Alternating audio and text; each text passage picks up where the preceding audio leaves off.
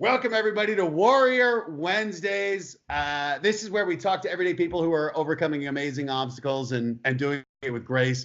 And I love this woman, Amy Bream. Got introduced to you through Matt Rogers, and you have a great story. I love you on Instagram. Your Instagram handle, you're one leg to stand on.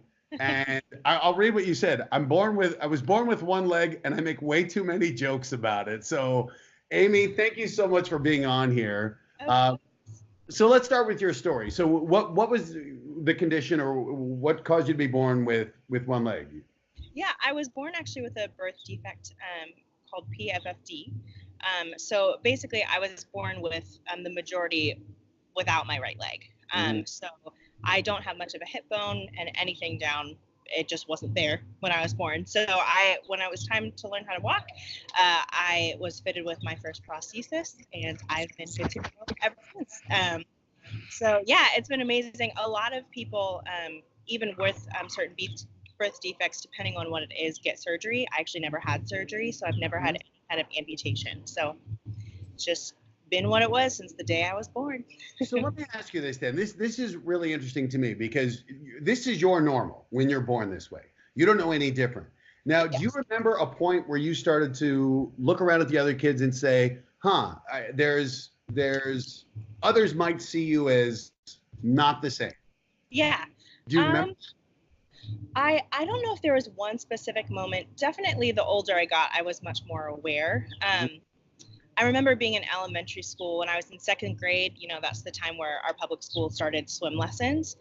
So I had swim lessons with everyone else, but my mom would come in with a demo of my old prosthetic legs and show them to the class beforehand, because I couldn't get my leg wet. So they didn't want anyone panicking when it was time for me to take it off and get into the water. So things like that always happened, but they never really bothered me. We're getting bells here. They love what you're saying. Let's see here. We'll get rid of that. Sorry about that. That's okay. You're busy. So growing up in elementary school, like I noticed it, but it didn't really negatively affect me. I didn't really think much about it. When middle school hit and beyond into college, I became much more aware of the differences and the negative implications that could have. So then I became much more self-conscious. I didn't want to really participate in like physical activities in public, like gym class was my nightmare. Just things like that. So I didn't really start to become much more active until I probably later into college and even beyond after I moved to Nashville. So. Well, we should say where are you right now? For those watching. No, not exactly there, but what building are you at, I should say? Well, the building in Nashville, I'm in Title Boxing Club right now. I was introduced to Title about a year after I moved to Nashville. It's been a long, crazy journey, but I started as a member there, and now I am their operations director for 2 Title locations in Nashville. So and there's someone photobombing you behind there. That's our trainer, DJ. He is the one that taught me how to kickbox. So wait, so you're a kickboxer now? Yes, I don't compete, but I did. I've been training with DJ for about a year now, specifically for kickboxing. I started as a member at Title about 3.5 years ago now. And I was always very hesitant to learn how to kick. Obviously, with my prosthesis, there's a lot of balancing issues, and I didn't really think it was possible. I actually would crack jokes about it. And then I started working with DJ, and he said, "Have you ever tried to kick?" And I was like, "No, like I have one leg. Are you crazy?" And he was like, "Yeah, we're gonna change that. Like you can learn how to kick, and we're gonna do it." So started, and I've been doing it with him ever since. So yeah. How amazing is that you assume there was a limitation? Yeah. And it, to me, what your story has been though was, so I want to go back to high school or middle school. When you started to feel the worst thing you can be in those years is different. And so you go from being fine with it to the change. And what do you remember, I think, or what do you remember you think emotionally, or what were the thoughts that you kind of felt that really changed? For me, the biggest thing, I wanted to fly under the radar. a lot. Right. So I had a really wonderful support system growing up with my family and friends. They never made a big deal out of it. So they were Mhm. always like, you can sit here and whine about what you don't have, or like you can be grateful for the 3 limbs you do have and just like go with it. So I've always had that like perspective in life. But in middle school, I so wanted it to not be a big deal that I just didn't want to Sure. try anything. Uh-huh. So I was like, oh yeah, it's fine. I have one leg, but like I just won't do it. I'm cool. So I kind of went all the way to the opposite end on that spectrum. Still like, I mean, I wasn't like a shell of a person. I still cracked jokes about it. It was still fun. I just was so insecure about what I looked like when I tried something and that I would look different. I preferred not to be in public if I tried anything at all. Sure. So yeah. So So now you've made this conscious choice, though, to mhm. be very vocal and to use humor. What was it that switched in you? Was there a specific moment that you felt, you know what, I want to change things? So I'd say joining Title was probably the really big difference. I honestly never wore shorts in high school. I didn't like to try sports or anything like that, even into college. And the first time I started working out at a public gym was, I'm from Pennsylvania originally, and so my cousin lives in Pennsylvania, and he owns a gym. It's called Transformation Training and Fitness, and he just encouraged me to like, it's okay if you look different, just like start working out. So I eased into it a little bit there. And then about a year later, I moved to Nashville, and my friend told me about Title. And it was the first workout that included like overall body workout and cardio Mhm. without me having to run, which obviously, like, I have an above the knee, like, I don't have any kneecap at all. So that can be very painful for me. So it was just an amazing workout being like, yeah, I have to adapt it, but I feel like I'm a part of everyone here. Like, I'm not like the weird kid in the corner. So um, that was like, it gave me a ton of confidence. And the more I tried, like, no one was weird about it. The trainers were awesome. They were like, yeah, cool. Like, welcome. Let's do this. And then when I started working out with DJ, that really like upped my confidence and made me try things that I still wasn't comfortable trying. Because he knows how to push me, and he did. All of the trainers here do. But I remember specifically one time he looked at me and he's like, "My favorite part about training you is the look on your face you get when you do something you literally thought you didn't think you could do, and you just like get so excited, and here we are." Um, so that like has given me so much confidence. And then my friends and family were really the ones that were like, you should start to share your story on social media, Uh-huh. because some people, you're funny, or I like to think I'm funny, but Yeah.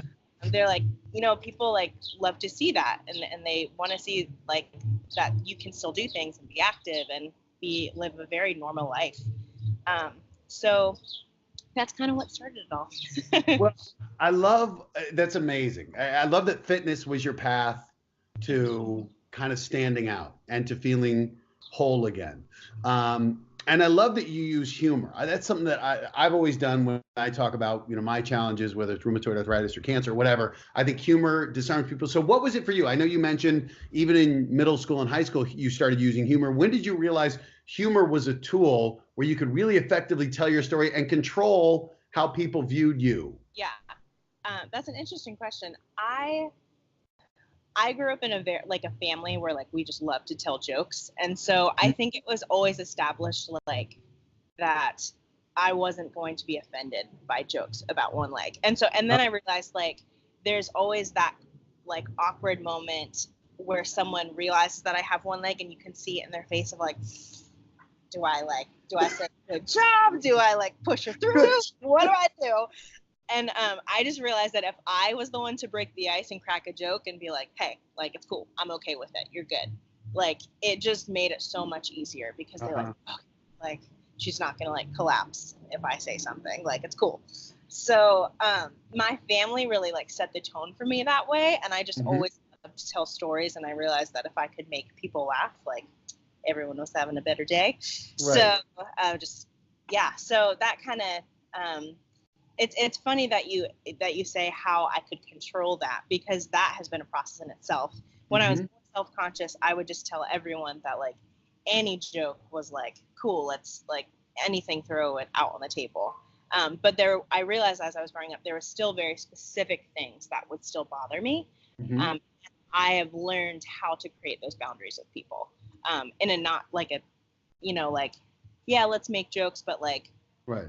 also like these are kind of the things that maybe like anyone might be sensitive about if they have one leg, or any kind of limb, or having a physical obstacle. So like learning how to have a lot of fun with people, but also create boundaries for myself has been a journey. So what has that? I think that to me that's incredible. That would be incredible advice. Any insight you can give into that, because I think that is something where people take their cues from you, right? Mm-hmm. And so how was it that you felt you started to establish those boundaries? How have you been able to do that, or what were some of the things you went through where you realized you needed those boundaries that made you feel that? I think it was, well, also it's been a journey of becoming more confident in myself. Mm-hmm. And I've realized the number one thing is whatever I do, or the first way that I react, sets the tone for how people will take my leg for as long as I know them. So Right. obviously, if it was a very, very like sensitive joke and it's someone that I'm comfortable with, like a good friend, I'd be like, hey, like, I love you and I appreciate you. This is something that I'm actually pretty insecure about. If we could like not go there, or not say that in a group, like that kind of thing was my conversation. A lot of it actually has worked out as well. When I was younger, I actually had a cosmetic cover over my leg, Mm-hmm. and I was very self-conscious about like letting the metal part show. I wanted to just blend in. But what it turned into was I still had a limp, so people would stare more because they'd be like, something's up, but I don't know what it is. So they didn't know like that it was actually like a fake leg. So they thought it was a cast. So I got a lot more questions about like, are you okay? Like, are you hurt? And so having people not even know what it was, like sometimes, like if there was a joke that was made and I was really self-conscious because I was like, oh, like I don't really want them to know that I have one leg yet.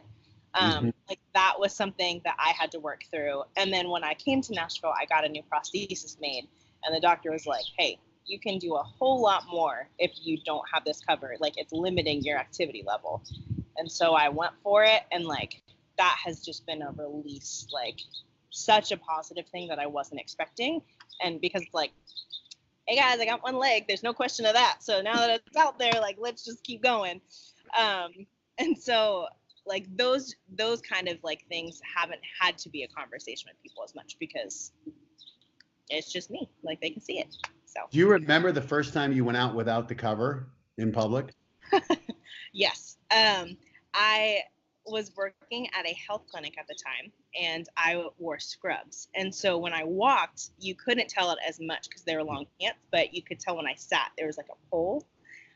But that day I went to Tidal, and I locked myself in the bathroom and changed and called my roommate and was like, she's been my best friend since birth. We like lived together in Pennsylvania. And I was like, Kristen, gotta tell me like, this is okay. I can walk out there in front of these people and they're gonna like, it's just me. Like, so it's okay. And she walked me through it. And I had some of the trainers come up to me and they're like, that's so awesome. And I was like, oh, okay. I was like, yeah, it is awesome. And like, so it's just been like, it was definitely like every new situation I was like, okay, you can do this. This is a new setting. Like you're at a restaurant, but like, it's always going to be scary the first time or the first few times. But like, if you just make yourself do it, it's not scary after the 10th time. And now I'm more comfortable having it be shown than not. So yeah. You posted photos on Instagram, and I love your Instagram's amazing. It's a great follow, but you were charging your leg. Yeah. You had on there and you were talking about it. And I love that you're really putting it out there now. I think what you're doing is so amazing for people who might be going through it. And like you said, they haven't built up that courage yet. Yeah. And to see being out there and owning it, I think is amazing. And just seeing well, I'll ask you, how have you felt the change now that you've owned it? Yeah, it's been amazing, honestly.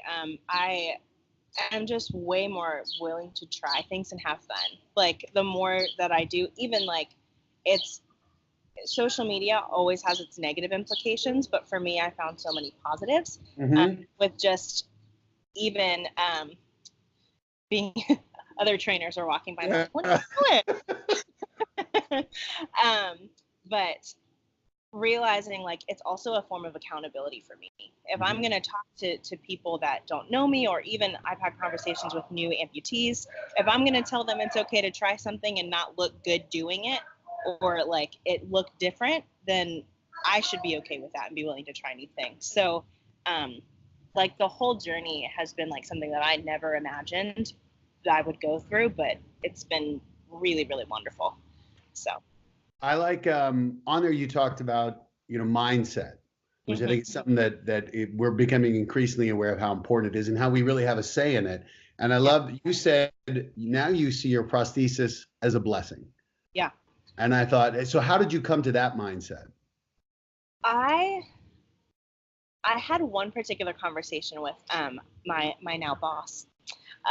One of my bosses here, Jared, he's the head trainer at this location, and we were talking once when I first started working here, and he just said something like off the cuff. It was like, well, the way that you use your gift, and he pointed to my leg and just like kept going on, and it like kind of caught me off guard, because usually people are like, I love the way that you use your prosthesis as a gift, or like, I don't know, it was just like no question, like that's a gift, like you use it. And it just like sent me into this like tailspin of like thinking like he's right.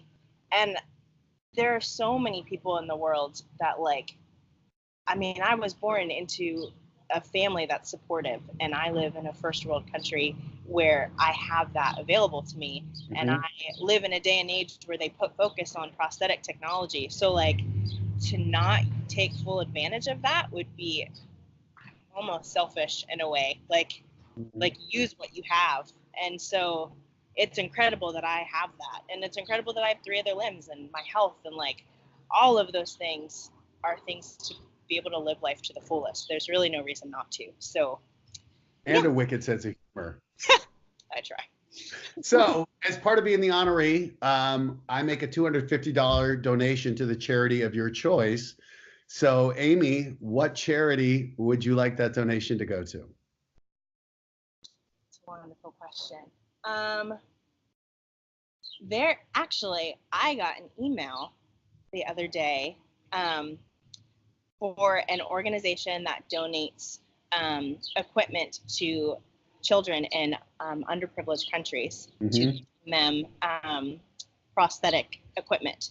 So they just sent me an email, and I was about to respond to them, and I will get you their information. They're getting a $250 donation then. Absolutely. So that would be last amazing. question, Amy, I can't thank you enough for being on here. I got to say, your energy is infectious, and your smile is the same way. I love this. So if you could go back and talk to your high school self, the girl who's a little more self-conscious, what would you tell her? I would say you will never know what tomorrow will bring. So literally use everything that you have today and live it to the fullest, because who cares what people think? Oh. Like that's what definitely, I spent so much of my time worrying about what I looked like when I walked in front of a crowd and in gym class, and like, who the heck cares? And also, just because I'm not like can't play basketball doesn't mean you're not athletic, or doesn't mean that you can't be active. Like I've learned like, man, like high school is great in so many ways, but also it's not life. It's 4 years where you learn, and there's a whole world out there that's like, it's exciting of what you'll get to do. So don't be scared of it, and just do everything you can. I love it.